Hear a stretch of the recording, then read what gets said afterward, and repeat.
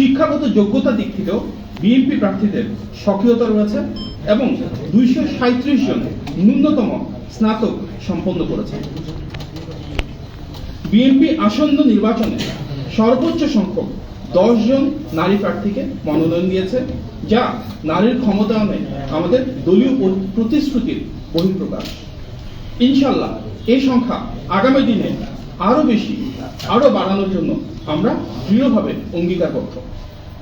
আপনারা অবগত আছেন যে দেশের অর্ধেক জনগোষ্ঠী নারী হওয়া সত্ত্বেও একজন নারীকেও মনোনয়ন দেয়নি এমন রাজনৈতিক দল রয়েছে, যা হতাশাজনক ও দুঃখজনক।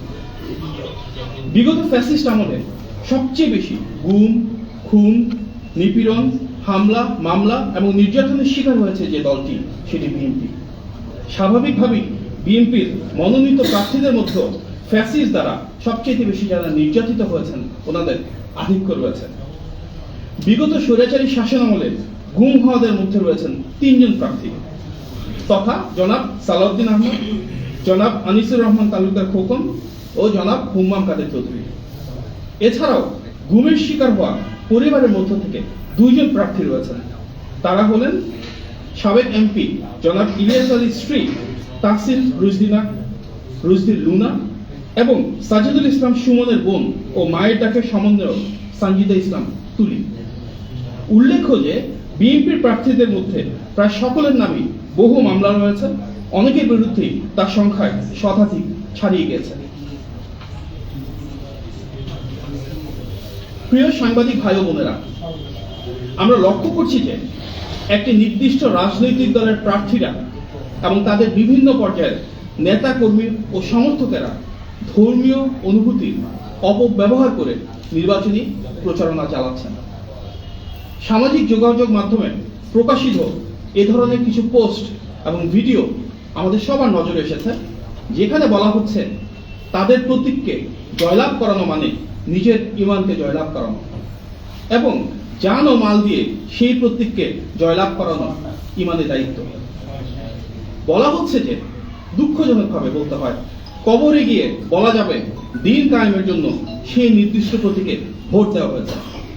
ধর্মের অপব্যাখ্যা দিয়ে ভোট চাওয়ার এই অপপ্রয়াস অনাকাঙ্ক্ষিত।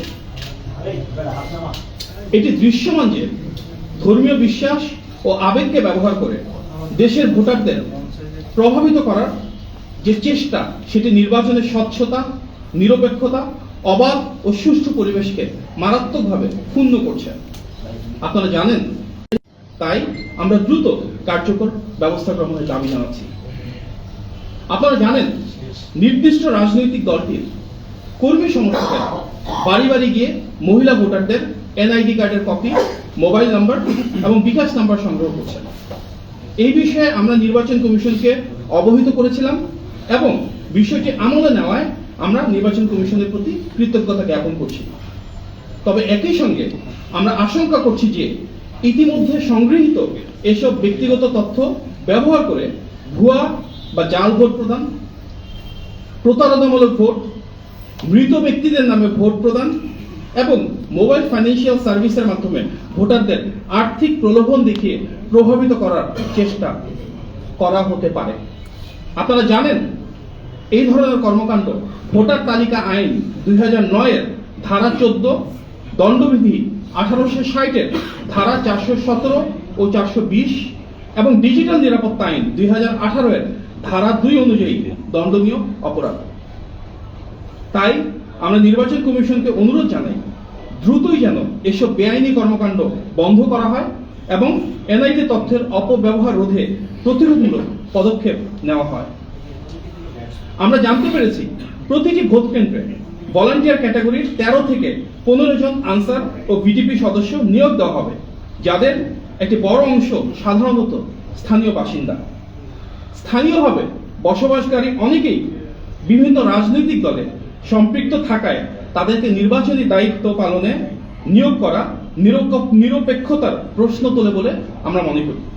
তাই আমরা নির্বাচন কমিশনের কাছে আনসার ও ভিডিপি সদস্যদের নিরপেক্ষ ভূমিকা নিশ্চিত করার জন্য তাদেরকে নিজ থানার বাইরে ভিন্ন জায়গায় নির্বাচনী দায়িত্ব প্রদানের দাবি জানিয়েছি।